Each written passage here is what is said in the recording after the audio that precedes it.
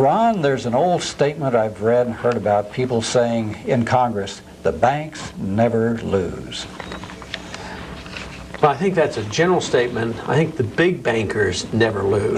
But I think a little banker right now is losing a lot because a lot of little bankers are getting closed down. The big banks are gobbling them up.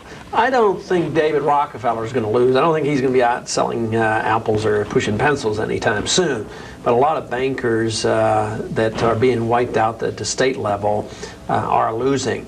But the big banking power structure seems to have control because they're on the inside and they have control of money and they know what policy is going to be down the road. Can you specify this structure, you're talking about this power structure? Well, the power structure basically is made up of a lot of very powerful business and corporate leaders in the country.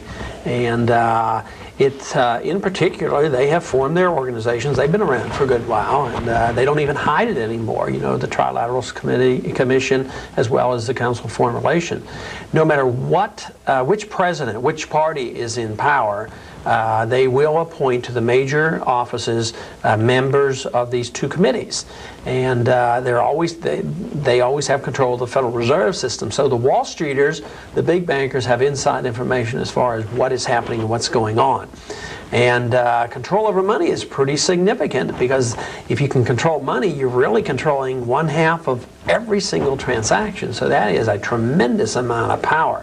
But it doesn't look like we're going to have any independence. They say the Federal Reserve is independent, but that's a bunch of nonsense. The protection that the founders gave us to try to keep us from this happening never authorized a central bank, and they were very strict in the writing of the Constitution to limit the power of Congress to the minting of gold coins, to allowing only gold and silver to be legal tender, and prohibiting the printing of paper money. All those things we have failed to follow. And that's why we have a central bank with a paper money system and a lot of inflation, high interest rates, and a very, very shaky economy. So I would say that if we would have followed the advice of the Founding Fathers and not allowed this power structure, this group of elitist bankers and industrialists to get control not only of the banking system and the monetary system, but really our foreign policy and our government. I wrote a little speech and gave a speech right before I left Congress, and I said I don't think the members of Congress really know how little effect they have in controlling things. Really, and that means that the Congress itself doesn't have much control. The people doesn't have much they don't have much to say about it either.